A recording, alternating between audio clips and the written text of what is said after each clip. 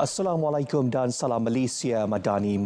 Harga minyak mentah global meningkat pada Jumaat ketika pelabur terus menilai perkembangan rundingan damai konflik di Asia Barat yang menimbulkan kebimbangan terhadap kestabilan bekalan tenaga dunia. Sekian Dunia 10, saya Izamil Nasir. Assalamualaikum, salam Malaysia Madani.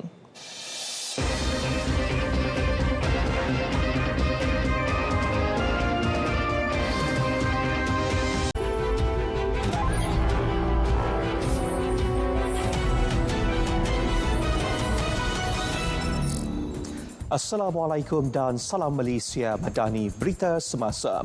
9 kesalahan utama sepanjang Op Hari Raya Aidiladha yang bermula esok akan diberi tumpuan.